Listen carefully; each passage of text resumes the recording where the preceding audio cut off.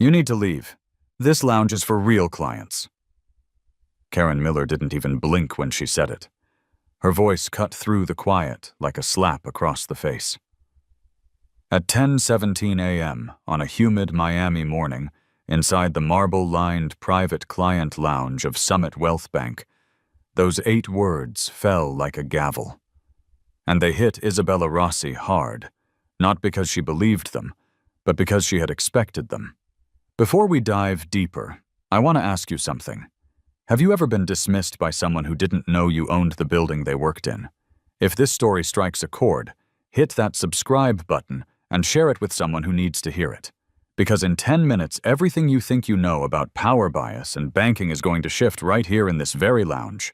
Isabella Rossi, 46 years old, walked into the branch in dark wash jeans, a pale blue cashmere sweater, and simple black loafers.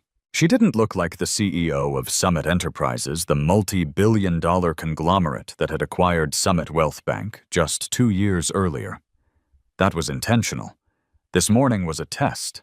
She had no entourage, no handbag with a designer logo, no flashy jewelry. She carried a slim tablet case and wore a quiet confidence. She approached the front desk and requested access to the private lounge to complete a $5,000 withdrawal. The teller directed her to the glass-partitioned room without asking a single question. But the moment she sat down, that calm shattered. Karen Miller. The branch manager strode over like she smelled smoke and was searching for the fire.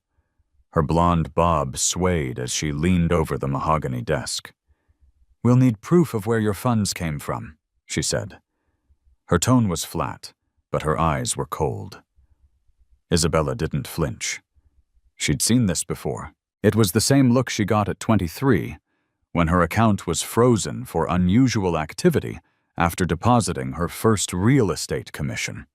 The same look she saw at 26, when a loan officer called her high risk, even though she'd brought in 30% more collateral than required. And now, 2 decades and $8 billion later, here it was again. Isabella calmly opened her tablet, queued up a document, and slid it across the table before Karen could glance at it. A voice interrupted, "Don't clog up the line, sweetheart." Chadwick Vance, 45, a white investment banker in an expensive gray suit, sneered as he walked past. With one flick of his wrist, he knocked Isabella's tablet off the desk. It hit the ground with a soft thud but a loud insult. Isabella stared at him, calm, composed. Chadwick didn't even look back. Brittany Foster, 29. A private banker stood at the far corner, arms crossed. "That amount of cash doesn't add up. You could have stolen it." Her words weren't loud, but they carried. 2 clients looked up. One raised an eyebrow. Another whispered to his companion. Isabella blinked slowly. Then she said, cool and measured, "Run my name." Karen shook her head. "You're not verified. This isn't a walk-in center."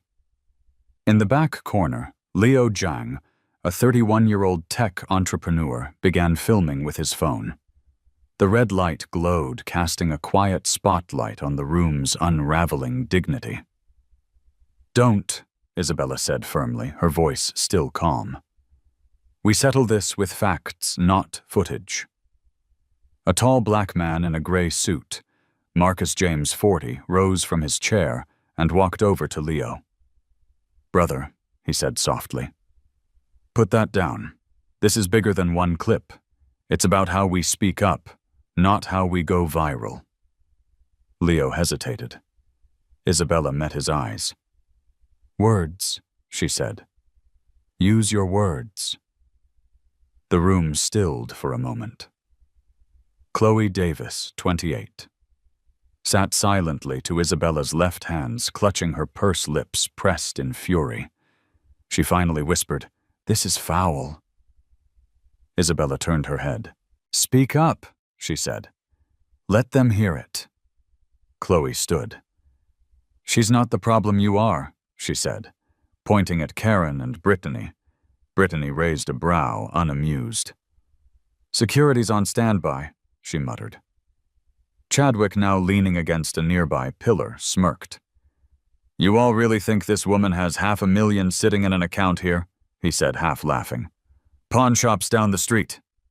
He slipped a folded note across the marble floor. It skidded to a stop at Isabella's foot. Chloe bent down, picked it up, and read it out loud. Go to a pawn shop. A collective gasp followed. One elderly white woman clutched her handbag tighter. A young Latino father with a toddler looked up from his phone. The room was no longer quiet. It was humming. That's enough, Isabella said, voice rising, but still composed. You're destroying this institution with every word that comes out of your mouth. Karen smirked, clearly enjoying the power trip. You're not a client, you're a con artist. Go play rich somewhere else. Isabella took a breath, pulled out her phone and dialed. Anita, she said, start Protocol 6. On the other end, Anita Sharma, her executive assistant, didn't miss a beat. It's ready, ma'am. You're going to regret this, Isabella said. Not because I'll scream, not because I'll post a video, but because you just told the wrong woman she doesn't belong in the bank she owns. Karen scoffed. Delusions don't scare me.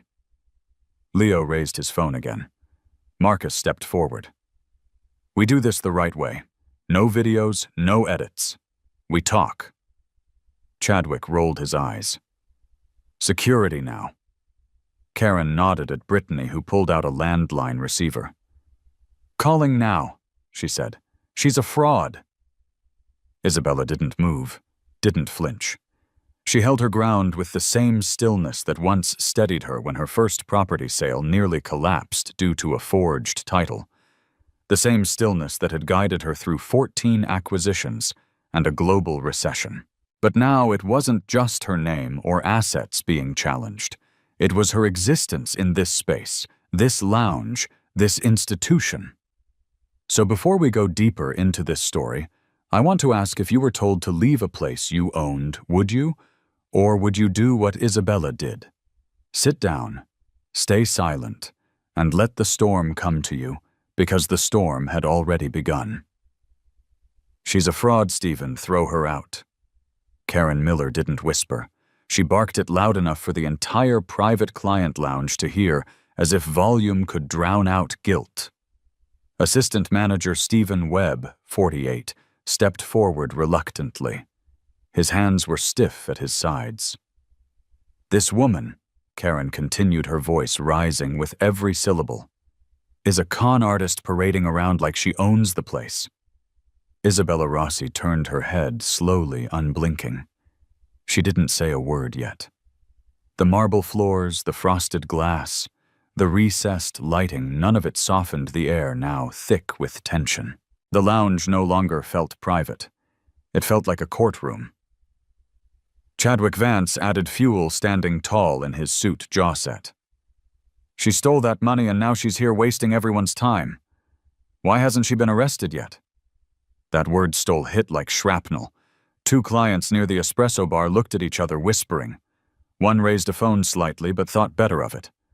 Brittany Foster, still leaning against the wall with her arms crossed, narrowed her eyes and said with confidence, That's stolen cash. No real client makes that kind of request, not dressed like that. Isabella, still seated, took in the comment. Her outfit faded jeans clean, but simple loafers, a soft cashmere sweater. It wasn't the armor these people expected from a millionaire, but it was intentional. It was human. It was deliberate.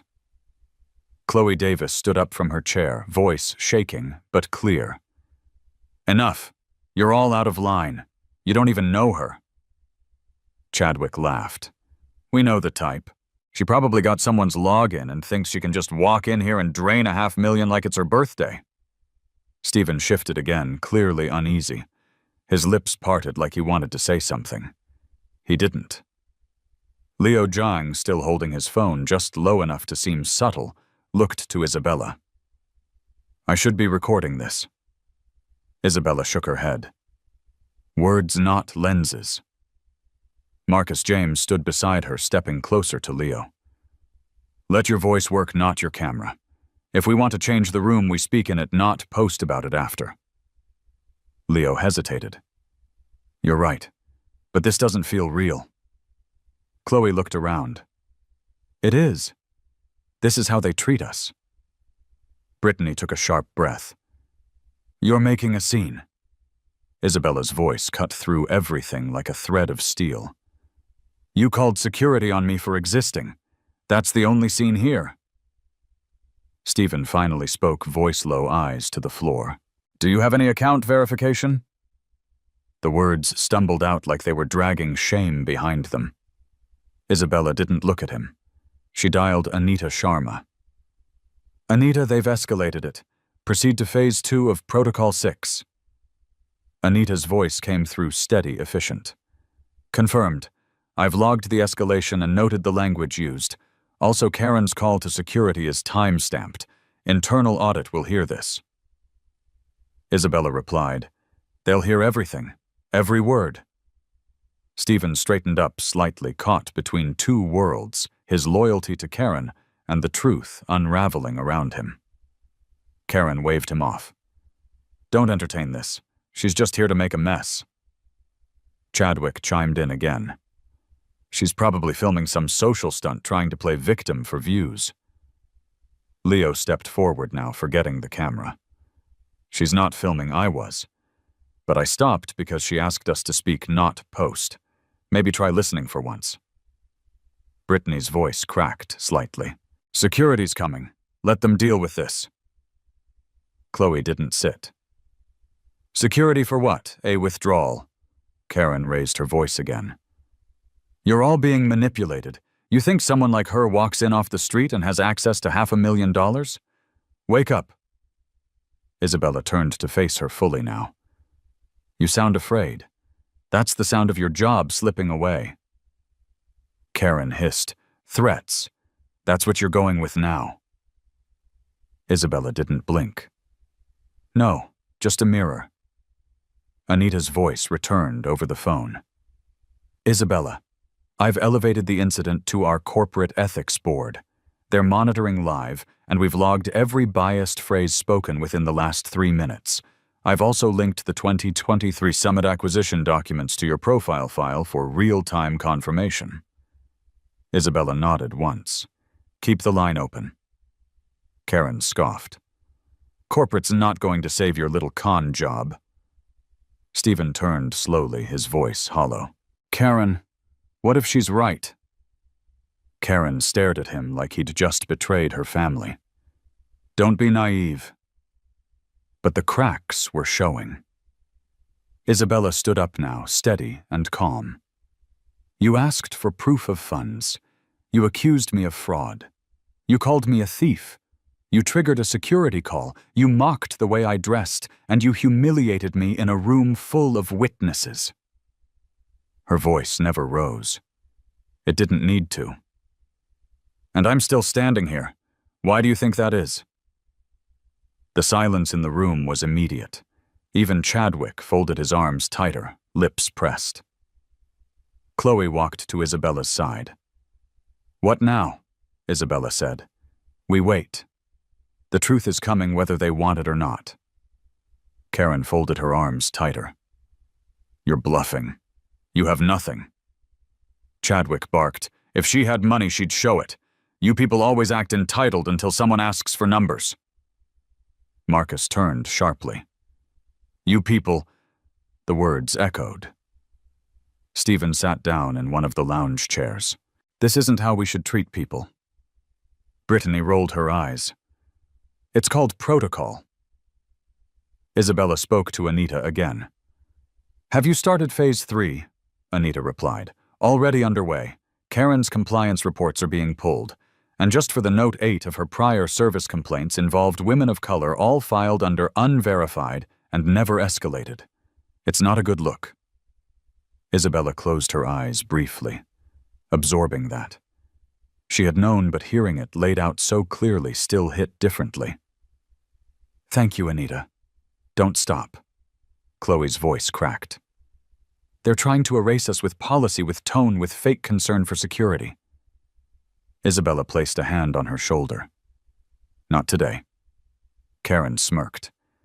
You think your little phone call and a few tech buzzwords are going to change anything?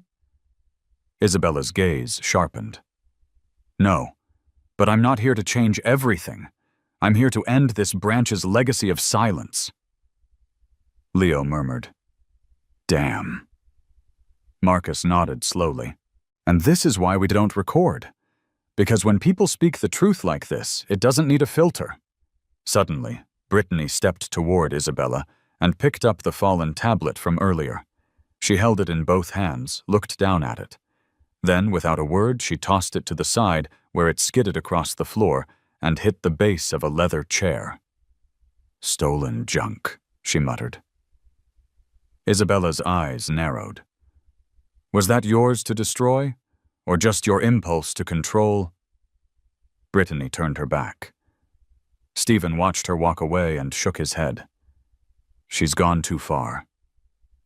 And in that moment, Isabella spoke again. Every second you spend talking instead of reflecting is a second closer to the end of your employment. Karen's smile faded. You think you're some kind of hero. Isabella's tone sharpened. No, I'm your reckoning. Call the police. She's a financial threat. Brittany Foster didn't hesitate. She picked up the landline receiver and dialed fast, her voice loud enough for the whole lounge to hear as she said, Yes, we have a woman here attempting to withdraw funds under false pretenses. High amount possibly stolen. She didn't stutter. She sounded practiced, like this wasn't her first time. Isabella Rossi sat motionless in the center of the client lounge.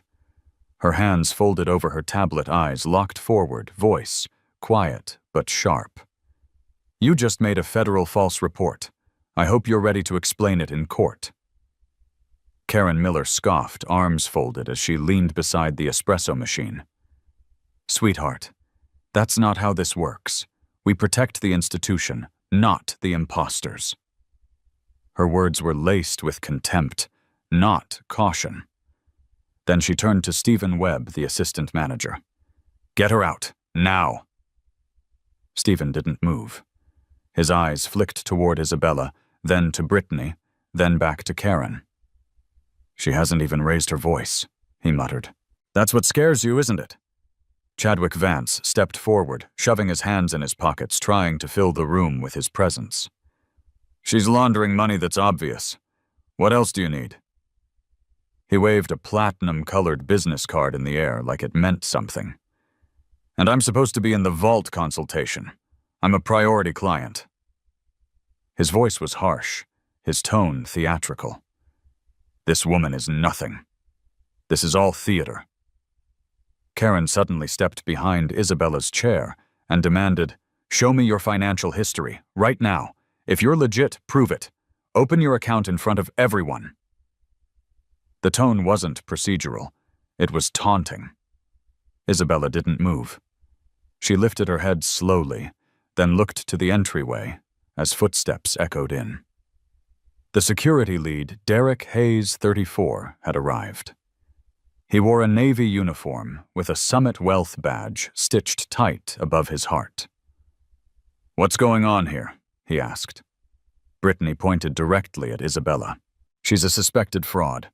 We've requested verification, she's refused, and now she's escalating the situation with her phone. Derek nodded and walked over, then stood directly in front of Isabella's seat. I need your bag and your tablet. He didn't ask. He reached. When Isabella didn't immediately move, Derek shoved her purse off the adjacent seat and onto the floor. You're being detained for non-compliance. Marcus James, still standing near the center of the room, stepped forward. That is not legal. She hasn't broken a single law. Chloe Davis grabbed her phone but didn't record. She simply gripped it, trembling. This is what happens, she whispered, even when you sit quietly. Isabella's eyes locked on Derek's face. Touch me again, and I will personally make sure Summit Wealth pays for it. Derek raised an eyebrow, amused. Lady, I don't care what you threaten. You don't belong here. Those 5 words sliced deeper than anything else. You don't belong here. Marcus moved to stand between them. Step back, man. Derek held firm. You interfering now? I'm protecting a client, Marcus said, holding his ground. Liu Zhang stood from the corner holding his phone higher now. This needs to be seen. Isabella's voice cracked not from fear, but fury. Leo, don't. We don't need their eyes. We need their ears. Leo lowered his phone, swallowing hard.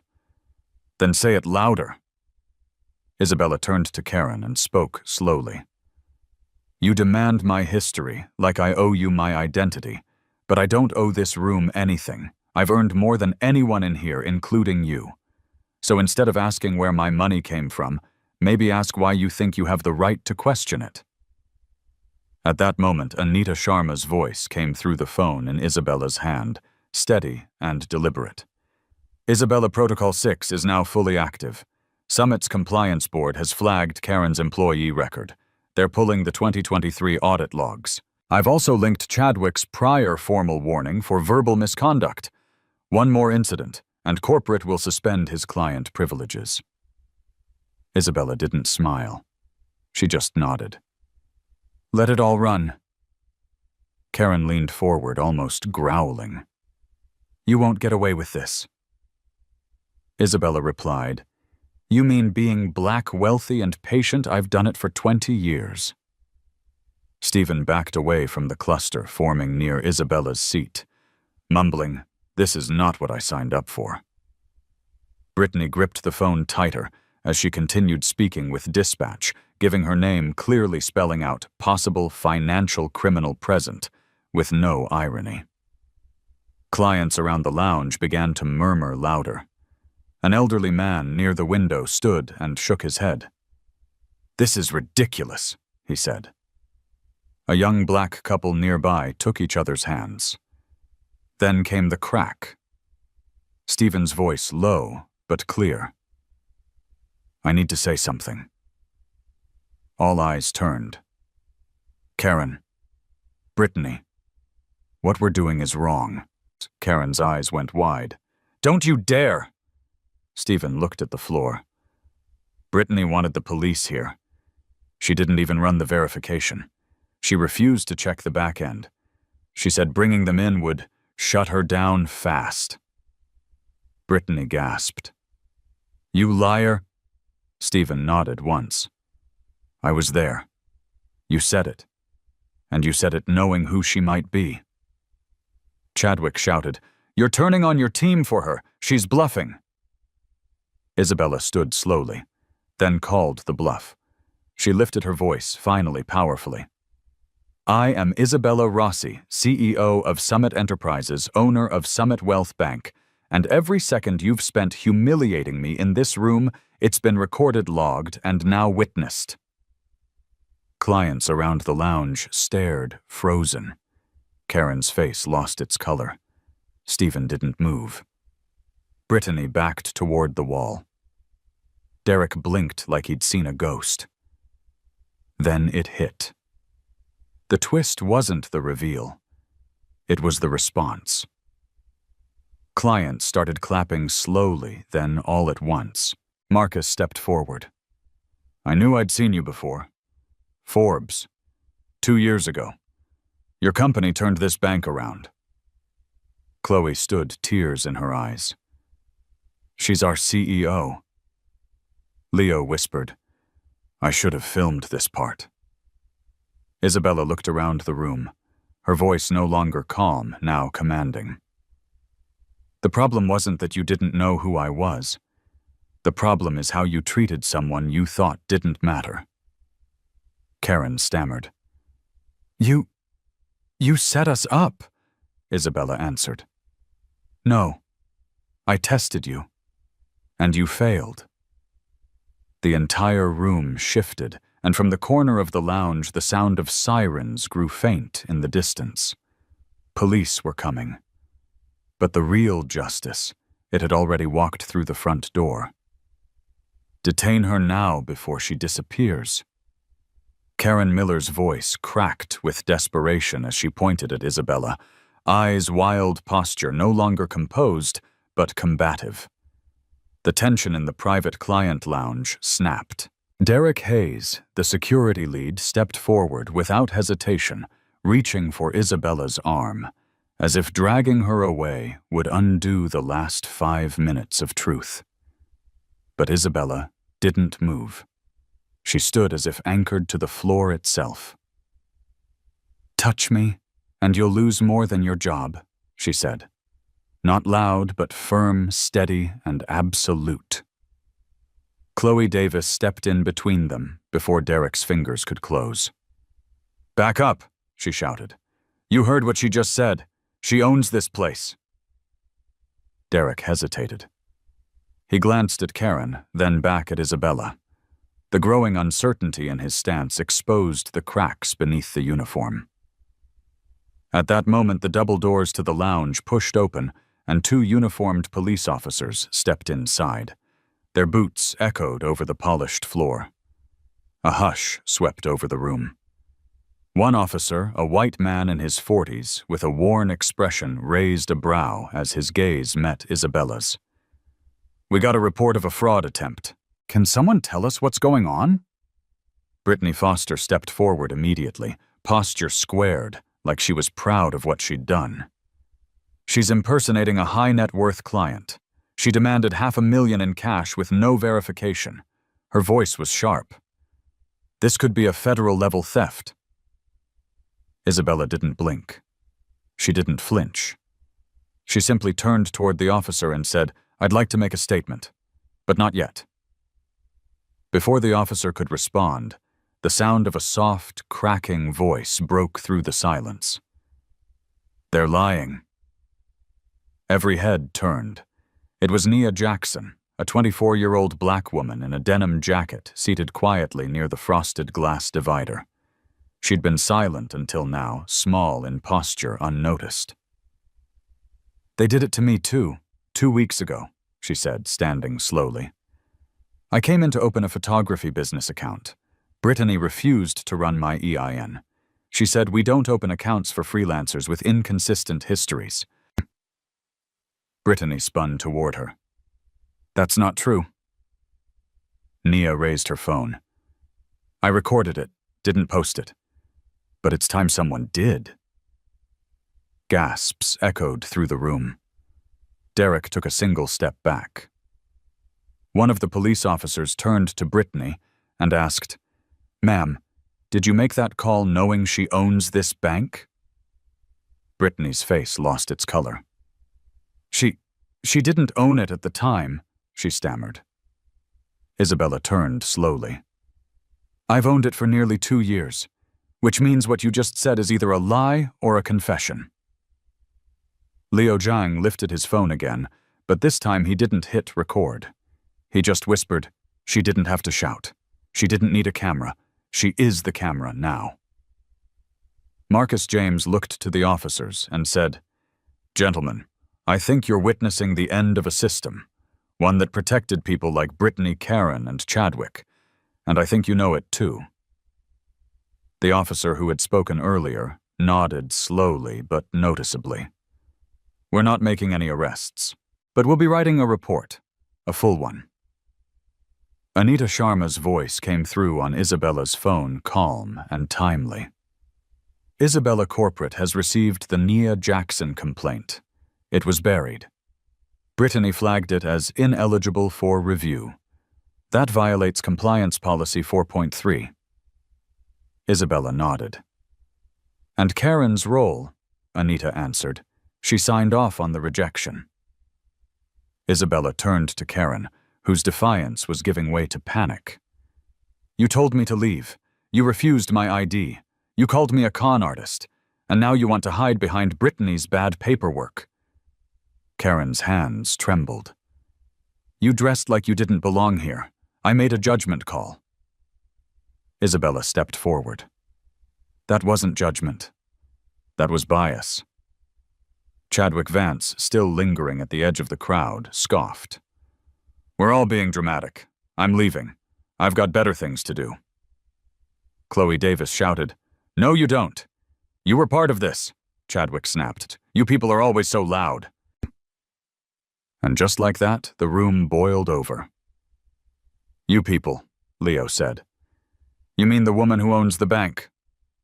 Marcus stepped between Chadwick and the rest. Leave now, man. That card you wave around won't protect you from what just happened. Chadwick turned toward the door, but not before one of the officers said, Sir, we'll need your statement before you go.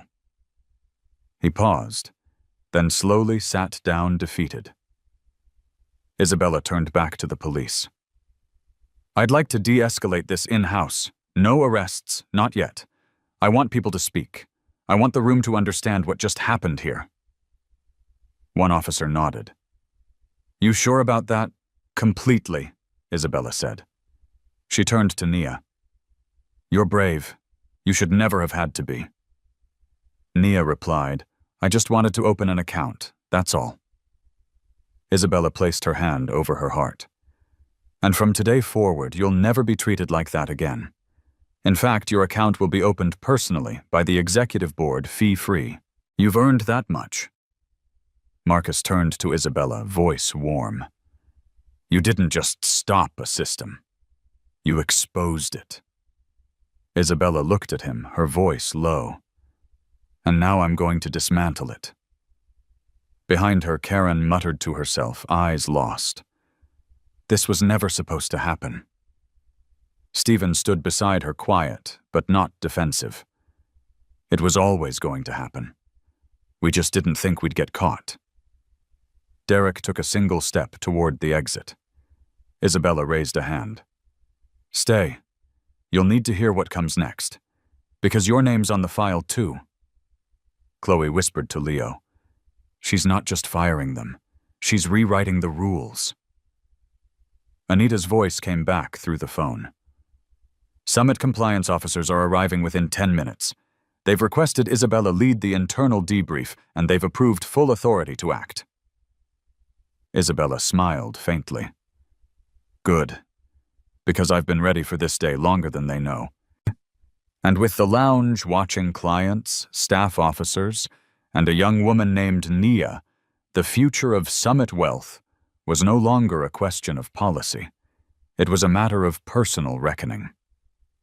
Enough.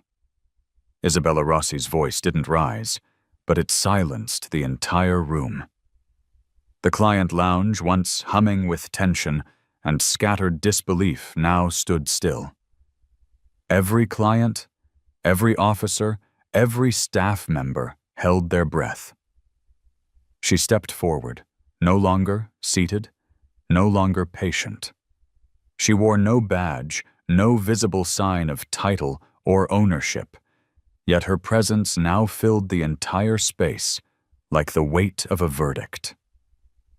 For 10 minutes, I've endured slurs, suspicion, and slander inside a building that bears my company's name. So allow me to remove all doubt. She reached into her tablet case and pulled out a small black folder embossed with the gold Summit Wealth Bank logo. She opened it carefully and turned it toward the nearest officer and then to the room. Inside a corporate ID, a notarized certificate, and a letter of authority signed by the board of directors. My name is Isabella Rossi. I am the founder and CEO of Summit Enterprises. I own 81% of Summit Wealth Bank, and starting today, I will no longer tolerate misconduct under this roof. The reaction was instant. Karen's jaw dropped. Stephen took a step backward, face ashen. Brittany staggered into a chair. Derek's hands fell from his belt. Even Chadwick Vance, seated and stewing, leaned forward in stunned silence. Anita's voice crackled through the phone, still connected. Isabella has full termination authority, as listed under Summit Compliance Directive 4B.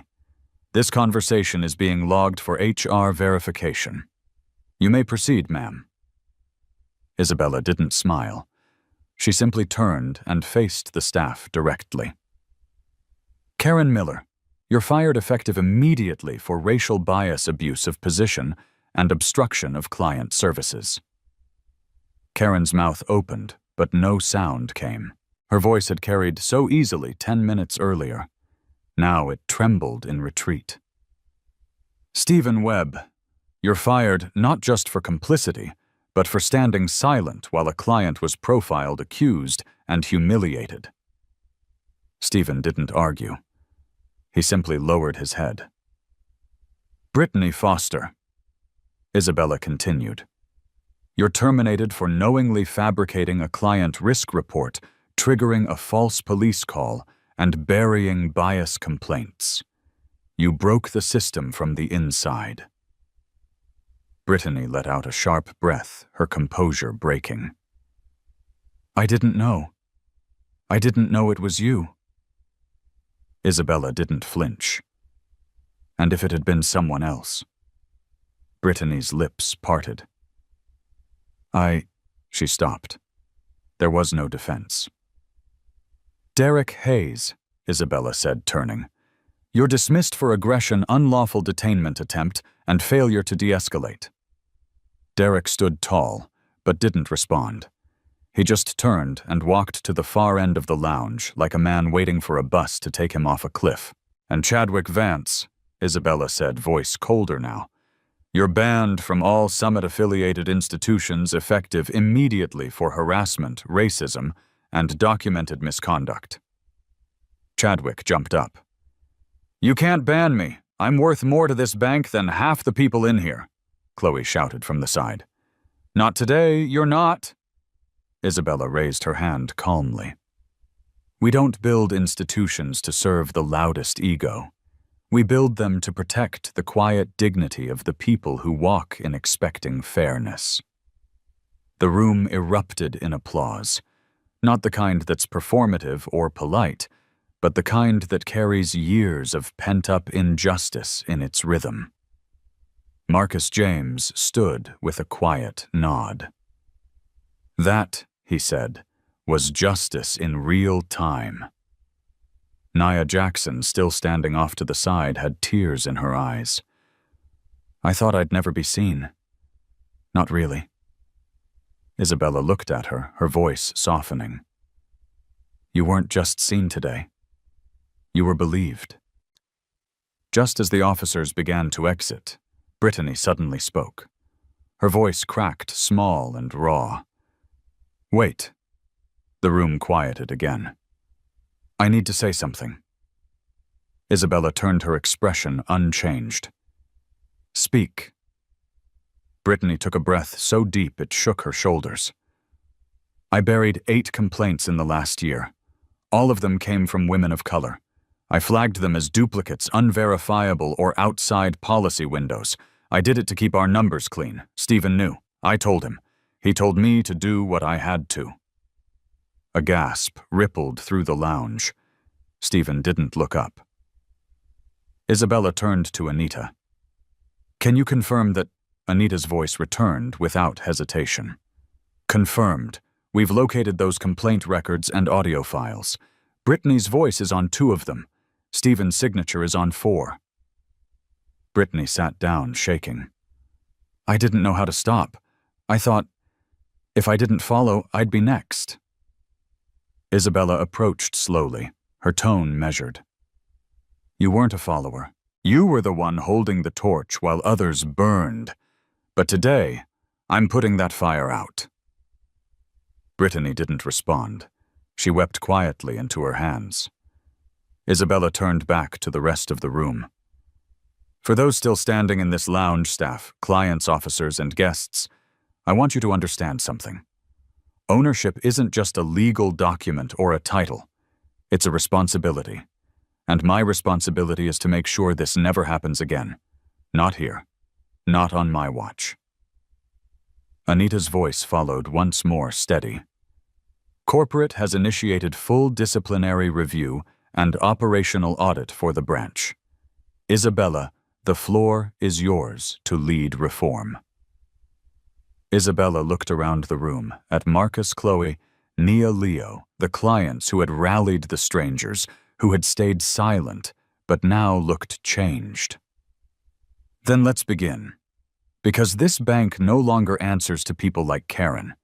It answers to the people it was built to serve.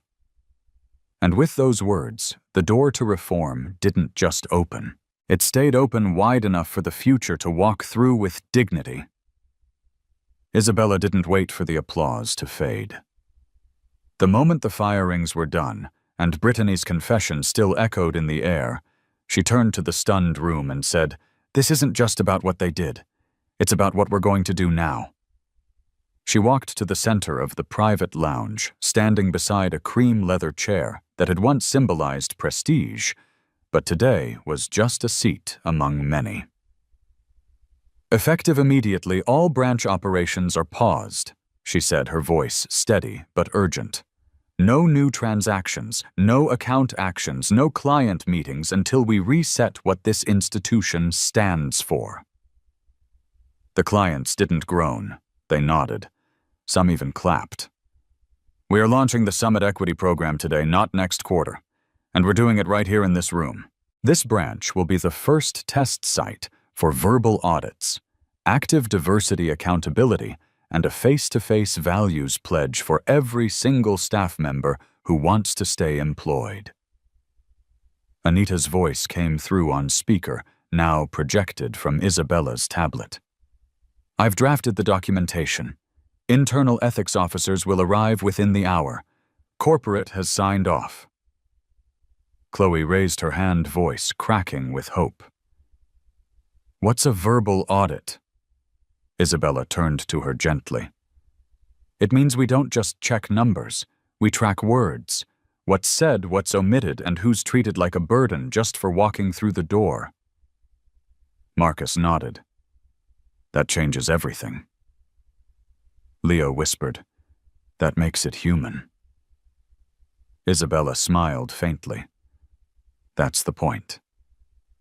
Just then, in the silence that followed, a sound broke through that no one expected. Derek Hayes, the fired security lead, clearing his throat. Everyone turned. He didn't look angry. He looked tired. "I need to say something," he said, hands loose at his sides. "I didn't just fail to stop what happened. I helped plan it." The air shifted. Isabella's expression sharpened, but she didn't speak. Derek continued. "Brittany came to me 2 months ago. She said corporate was sniffing around for non-compliance and that Karen had a plan to bury the red flags. My job was to make sure anyone who complained got quietly removed from the space before it turned into paperwork." The room was dead quiet. She said, "The less we see, the less we write." So I followed it. I flagged certain clients as elevated risk based on how they looked, how they asked questions, whether they challenged fees. Chloe's face darkened. "That's profiling." Derek nodded. "It was. I knew it. I did it anyway." He looked at Isabella. "You gave me a job. I turned it into a shield for the wrong people." Isabella stepped forward slowly. "Did Stephen know?" "He knew enough to never ask questions," Derek said, "and he knew which clients to avoid." Anita's voice came in again, calm but firm. "Isabella, we've located 3 compliance reports that were altered after escalation. Derek's name is on all of them." Derek didn't argue. "I deserve to be held accountable, but I didn't come clean to save myself. I came clean because watching you stand in this room and say what you said, I realized I've never worked for someone I respected before." Isabella didn't soften. "You nearly got me arrested. You intimidated people who came here in good faith. And now you want grace." Derek shook his head. "I want consequence, and I'll take it. But I also want you to know there's more. Brittany wasn't acting alone. There's a list. A private tag in the CRM system used to mark problem clients. And that list, it's longer than you think." Anita replied instantly, "I'll pull it now. We'll freeze access and start a forensic review." Isabella turned to the room. This is why we reform, not tomorrow, not at a retreat. Right here in this space where silence let bias grow. Today, we root it out. Clients began to clap, not because they were relieved, but because they were ready. Chloe stepped beside Isabella. Let us help. Isabella nodded. We'll do it together, starting with truth. And the room once poisoned by silence began to transform, with voices raised, with truths confessed, and with a culture finally cracked wide open for light to enter. Isabella stood tall as the last echoes of applause faded not in triumph, but in clarity. She scanned the private lounge, no longer just a waiting area, but now the front line of transformation. The fired employees had been escorted to a holding room. Clients lingered not out of curiosity, but solidarity. Summit compliance officers had arrived and were already reviewing flagged reports. One officer handed Isabella a short printed document. These are the provisional action items approved by the board, he said. She read it silently, then nodded. We begin here. Her voice was calm, but every word carried the weight of permanence. She turned to the room. Effective immediately, Summit Wealth will mandate verbal conduct audits at all high net worth branches. No more hiding bias behind silence. Every branch will follow our example, starting today in Miami. Anita's voice followed swiftly from the tablet speaker. Corporate has also terminated Chadwick Vance's accounts and initiated a formal review of his investment firm for internal bias violations. Isabella looked toward the now vacant seat where Chadwick had once stood sneering with false power. He had influence, she said quietly, but not character. Chloe Davis stepped closer, her voice strong. So what now? What happens after today? Isabella turned to her. We build something that doesn't just react to injustice, but prevents it. That's the legacy I want to leave. Leo, still stunned by everything that had unfolded, added, You did more than fire a team. You exposed a mindset. Isabella gave a faint, tired smile. Then we keep exposing it, until it can't grow in the dark anymore. Just as she turned back toward the compliance team, a voice rose from the back of the lounge, older, raspier, uncertain. There's one more thing. Heads turned. It was an elderly white man in a pressed gray suit, his Summit Wealth client badge clipped to his lapel. My name's Arthur Kensington, he said slowly. I retired from banking 10 years ago. I used to oversee training for this region. His voice shook. I trained Karen and Stephen and even Brittany when she was fresh. And I'll admit something I've never said publicly. We taught them to prioritize appearance, not openly, not with words like race or class, but with terms like client quality, suitability, and preferred posture. We never told them to reject women like you, but we gave them a system where rejection happened anyway. The room froze. Arthur stepped forward. I've watched today with shame, and I want to be on record saying this started long before Karen.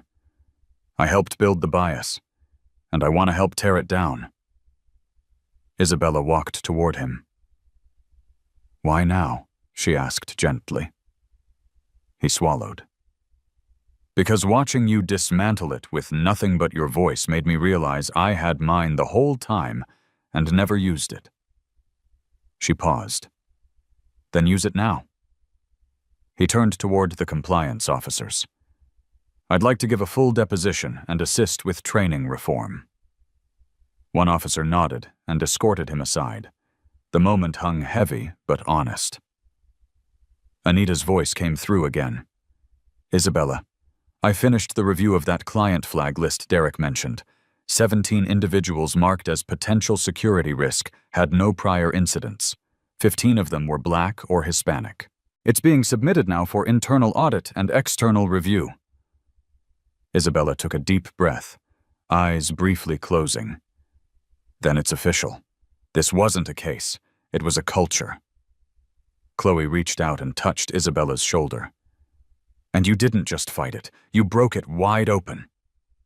Naya, standing quietly with her phone pressed to her chest, added, I came here to start a business. And somehow you gave me a future too. Isabella turned to her and smiled. You still will. And this time you'll do it in a bank that actually sees you. She looked around one last time, at the walls that had once contained prejudice, at the faces that now carried understanding. And then she spoke to all of them, to the cameraless world, watching beyond that lounge.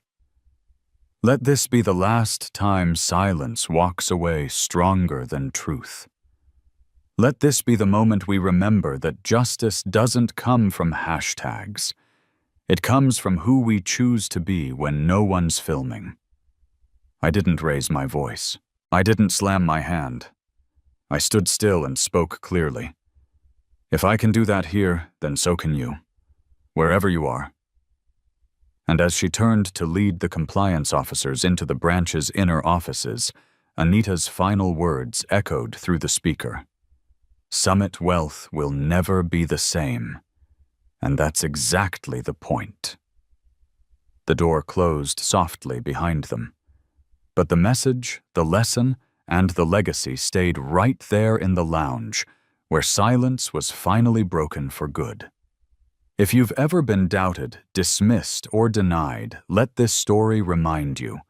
Your voice matters. Justice begins with truth. Subscribe, share, and stand with us. Because the next story we tell might be yours.